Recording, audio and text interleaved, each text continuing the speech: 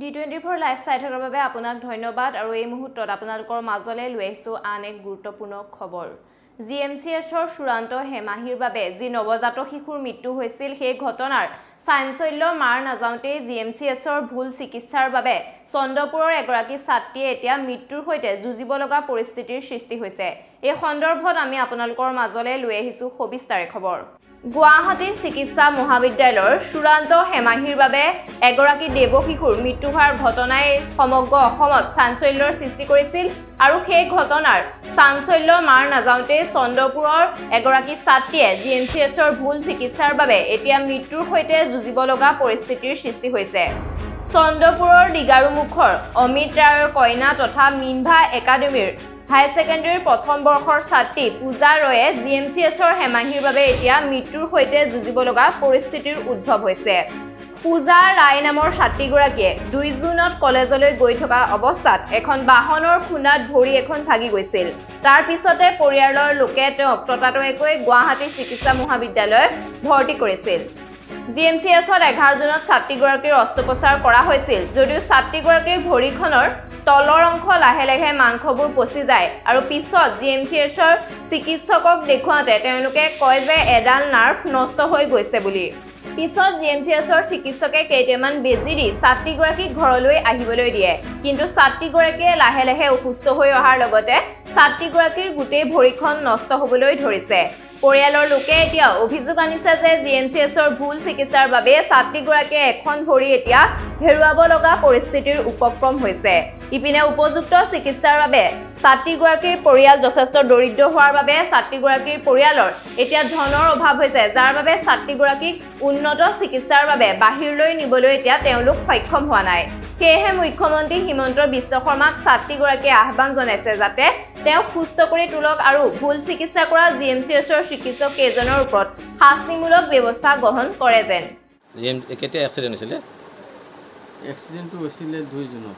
তাৰপিছত ক'ত নিলে 2 জুনত এক্সিডেণ্ট মানে কি ছোৱালীজনী মোৰ কলেজত গৈ আছিলে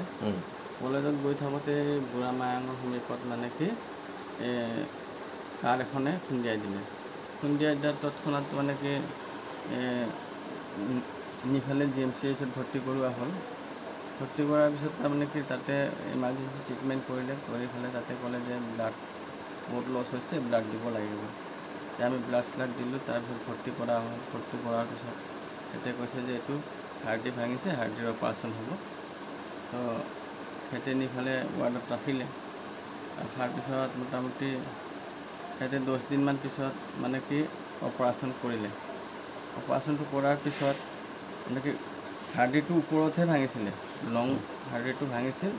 কিন্তু বাকী তলৰ ভৰি গোটেই ভালে আছিল ভৰিটো লৰচৰ কৰিব পাৰে অপাৰেশ্যন কৰাৰ পিছৰ পৰা মানে কি ভৰিটো আৰু হিলাবই নোৱাৰা হ'ল একদম লৰচৰ কৰিব নোৱাৰা হ'ল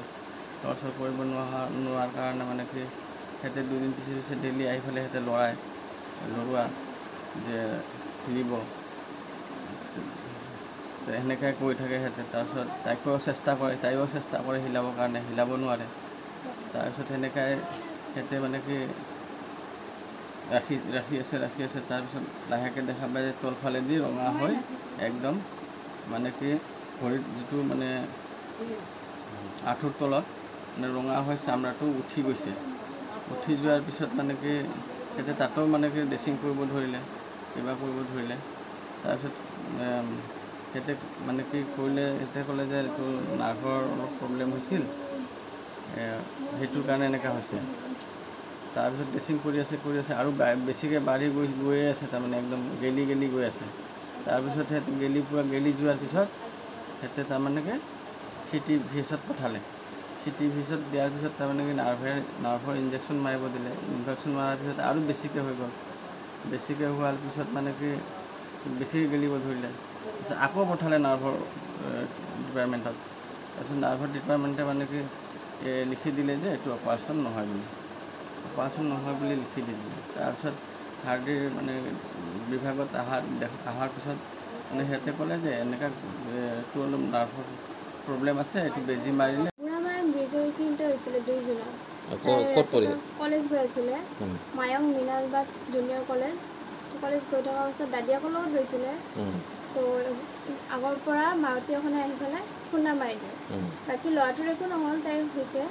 বেলেগ একো জখম হোৱা নাছিলে হাৰ্ডিটো ভাঙিছিলে মানে ইমান ক্ষত বিক্ষত হোৱা নাছিলে ভৰিখন এতিয়া যিটো গতিত আছে তো আমি লগে লগে GMCHত লৈ গ'লোঁ তাতে লৈ যোৱাৰ পিছত ট্ৰিটমেণ্ট কৰিলে তো তাতে ট্ৰিটমেণ্ট দেখা পাই আমি ভাবিলোঁ কি আমি তাইক পাটনালৈ লৈ যাওঁ